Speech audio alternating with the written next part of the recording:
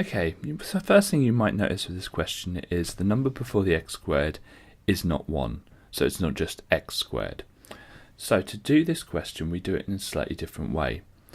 We look at the number here and the number here, so the number before the x squared and the number term, and what we do is we times them together.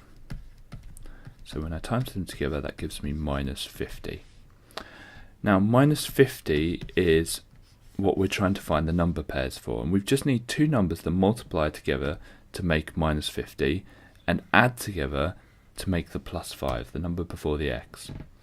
So we could have 1 and 50, and what I do is I just think, okay, if the minus 1 they would add together to make minus 49, and if it's minus 50 it would be minus 49, neither of which are 5.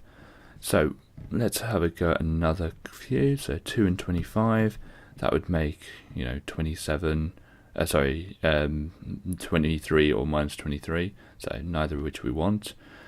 So 3 doesn't go, 4 doesn't go, so 5 and 10.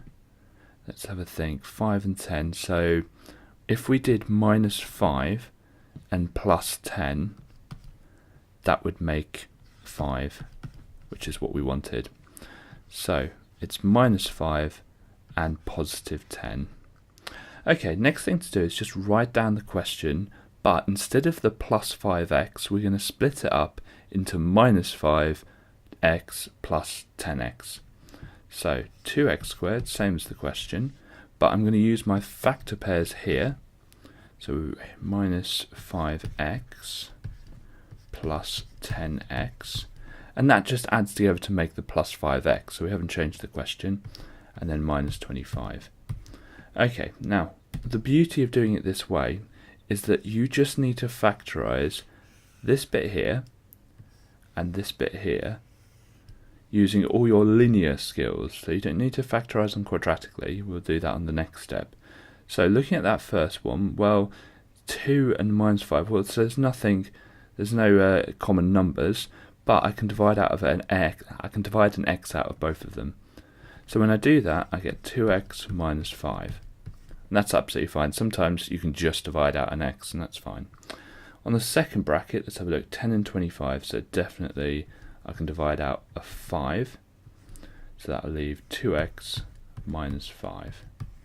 Now if you've done this right, you'll notice that the bracket here is the same on both.